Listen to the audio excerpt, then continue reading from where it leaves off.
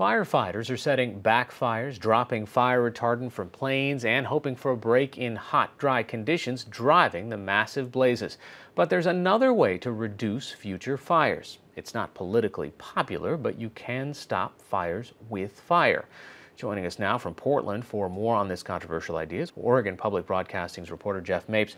Thanks for joining us. Tell me a little bit about what the scientists and the experts have been trying to do for years.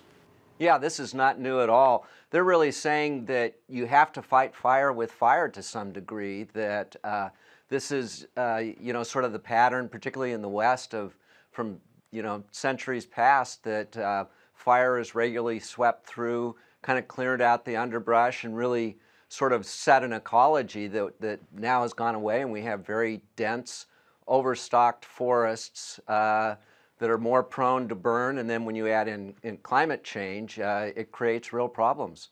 There doesn't seem to be a lot of support for the idea of lighting something up intentionally, especially when we see these pictures from around the West in states like California where you see evacuations, you see homes destroyed. Yeah, exactly. I mean, there's a couple things really that experts have talked about. One is making more use of controlled burns, prescribed fires. And those typically would not be at this time of the year when you're having the hottest weather and the most dangerous conditions. This would tend to be more in, at least in the West, in fall and spring. Some parts of the country, for example, down in the South, Florida, et cetera, down there, they burn a lot of acreage deliberately every year. They have more humidity. It's, perhaps easier to control there. And then the other issue is, frankly, letting some fires burn if the conditions are right, if they're isolated enough, and sort of let the fire do some of the work of clearing out this dense overgrowth. Just last year, there was a fire that came through near Sisters, Oregon, where they had done this thinning and prescribed burns, and once it reached that area, it really helped knock down the fire.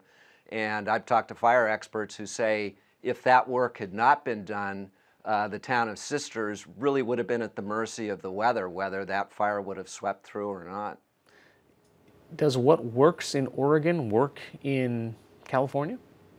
California is a big state with a lot of different ecologies. I think that it really depends on what part of California you're talking about. Certainly, there are areas that are more densely populated and more difficult to do that in. But there's also a lot of areas of California where you could use some of these methods as well.